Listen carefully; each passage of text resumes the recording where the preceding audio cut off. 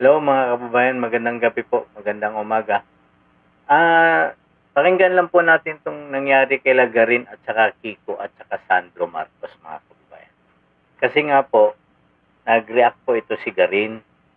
Napakasinungaling po dito mga kababayan.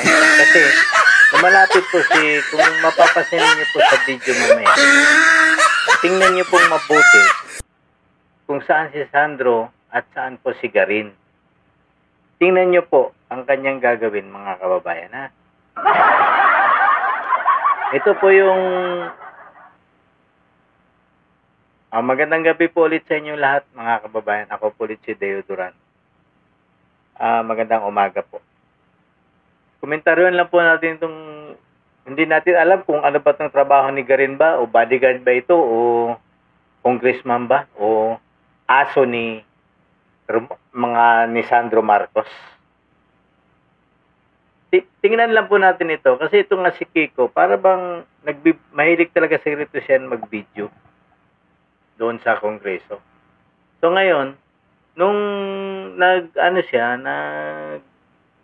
video siya, kanya-kanyang grupo po yan. Ibang grupo ni Garin, ibang grupo ni Sandro, at iba ring grupo ni si Kiko, mag-isa papalapit sa kanila, mga kababayan. Kaya nga kung papansinin niyo po, magkakaibang grupo po yan. Ngayon, kung titingnan niyo po, si Garin, wala po dyan sa grupo nila Sandro. So, tingnan lang po natin yung video. Obserbaran niyo po si Garin, naka-red po siya, mga kababayan. Ha? Tingnan niyo po. DOJ hearing. Kaya po si Garin nakataling. Ibang kausap ha. Ayun sila Sandro, iba rin. Dami natin. Yan, tingnan nyo po ha. Si Garin malayo po kay Sandro. Ang kausap ni Sandro, si Adjong. At saka yung isang babae. Ang kausap ni Garin, yung isang lalaki. Malayo po sila sa grupo ni Sandro. Nilapitan ngayon ni Kiko Barsaga itong si Sandro at tinanong kumusta na ang kaso ng uncle mo. Tuloy lang natin mga kawain. Obserbaran niyo po kung anong gagawin ni Garin. Yes. Good afternoon. Good afternoon, Kiko. Kumusta na yung kaso ni Tito Romualdez mo? Ayan, tingnan niyo po. Gago! Nag-uusap si Kiko at saka si Sandro. Sumingit sa gitna ngayon si Garin, mga kababayan. Bastos itong babaeng ito. Bastos ka, Garin. Napaka-bastos mo. Nag-uusap, nagkakamayan yung dalawa.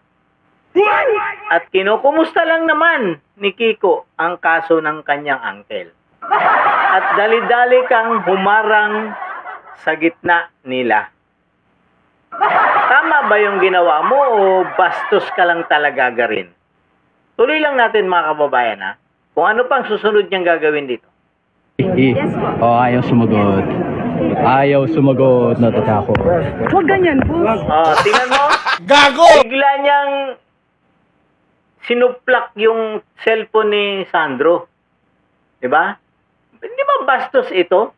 Talagang lumapit siya, harangin. Talagang ang intensyon niya. Kasi wala naman siyang sinabi dun eh. Tumayo lang siya sa likod, sa harap ni Kiko, mga kababayan. Tapos tingnan mo ngayon yung interview niya kung anong sasabihin niya.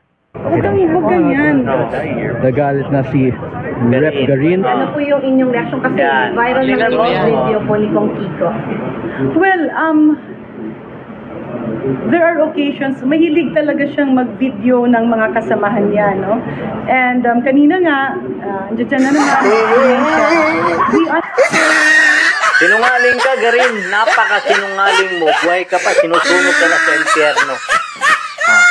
Tuloy lang natin. understand if it's related to the budget being discussed or meron siyang advokasya. Kaya nga sabi ko, kung pwede ka namang mag-interpolate, pwede kang sumali. Hindi mo siya kausap. Huwag kang Garin. Iba yan. Hindi yan tapos na ang session dyan. Nag-usap-usap na kayo. Ha? Tapos biglang ka lang iba-ibang grupo ka. Ibang grupo si Sandro. Ang kausap si Adjong. Ikaw ibang kausap mo. At si Kiko parating pa lang. Tingnan mo.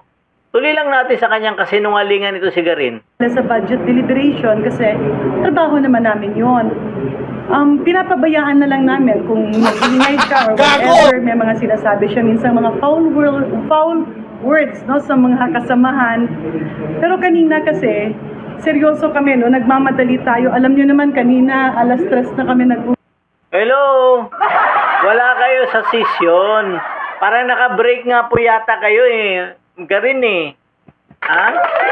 Paano kayo nag-deliberation? Naka-break kayo, nakatayo lang kayo lahat. Ikaw napakasinungaling mo talaga, Garin. Ha? Buhay ka pa, sinusunog ka na sa impyerno. Napakasinungaling mo. Kaya, tingnan mo kaya yung video. Tuloy lang natin sa kanyang kasinungalingan ito si Garin. And ngayon ang dami pang agencies na nakatambay, no? And we wanted the DOJ kasi tapos na yung Commission on Human Rights na. But then he was poking his phone on my face. So sabi ko, huwag kang ganyan. Hindi, Kani. Ikaw ang lumapit sa kanya. Walang hindi nilapit sa'yo. Kung napakasinungaling mo naman. Ha? Sinungaling mo naman, kitang-kita naman yung video. Ikaw ang humarang, nagkakamayan sila Sandro at saka si Kiko at pagkatapos nagbitawan ng kamay, kinumusta ni Kiko yung kaso ng uncle niya. Bigla kang humarang sa gitna ngayon.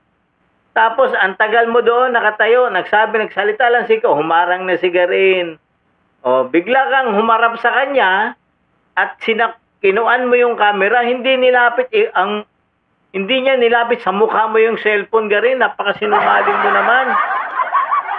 Ay, nako. Gago!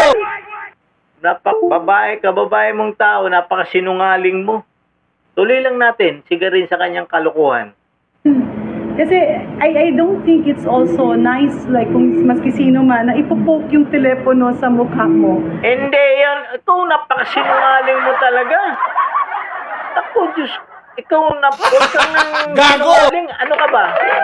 Bodyguard ka ba ni Sandro Marcos o aso ka lang niya? Ha? Sobra namang aso ka ba? Hindi nga nakialam si Adjung eh. Ikaw ang umentra. Ano ka ba? Bodyguard ka ba ni Sandro? O aso ka?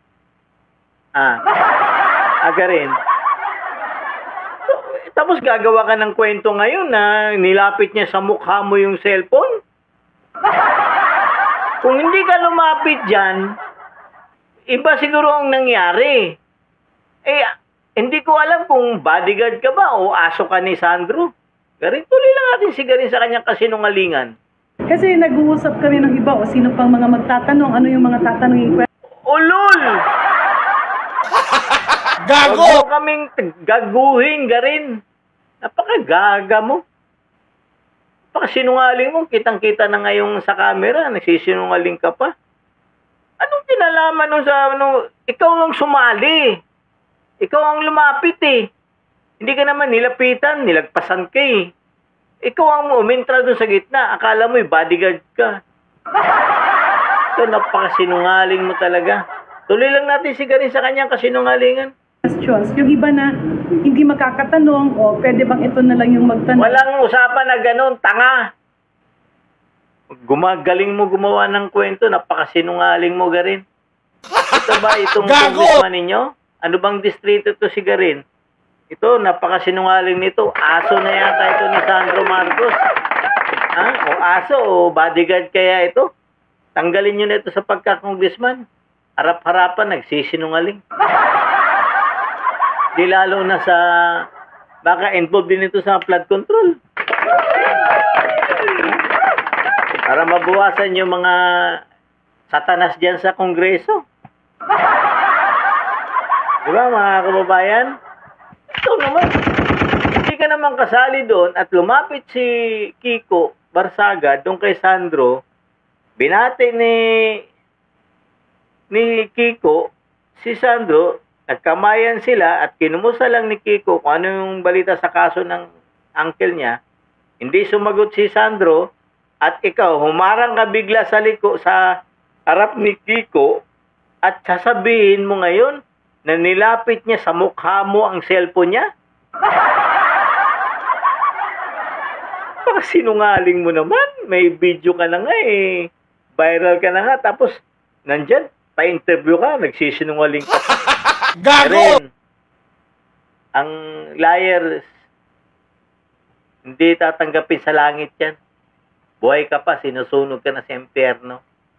O mga kababayan, hanggang dito na lang po muna. Ako po ulit si Deo Durano. Magandang gabi po, magandang umaga, magandang tanghali po sa inyong lahat. Don't forget to like, share, and subscribe to my YouTube channel, Deo Durano TV 2.0. At paki-like at paki-follow naman po ng Facebook page Deo Durano, Bing Durano. Marami pong salamat at God save the Philippines.